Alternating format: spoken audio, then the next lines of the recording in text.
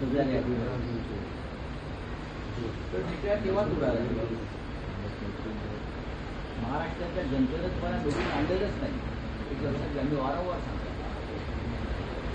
तर इतक्या जागा जिंकूनही महाराष्ट्रामध्ये कुठे जल्लोष झाला नाही. निवडणूक यंत्रणेला हाताशी घेईल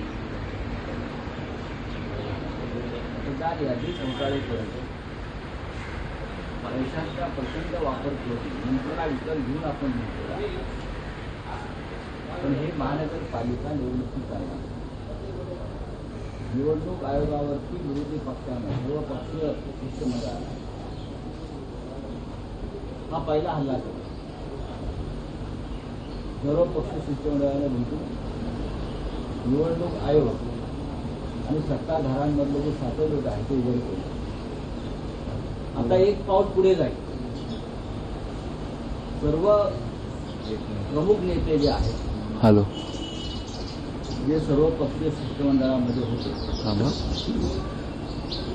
त्यांची आपापसात चर्चा सुरू आहे की निवडणूक दबावा.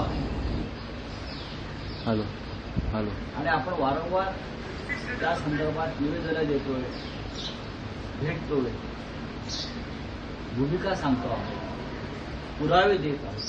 निवडणूक आयोग ऐकायला तयार नाही. तर निवडणूक आयोगाला रस्त्यावर उतरून दणका द्यावा लागेल. अशा प्रकारचं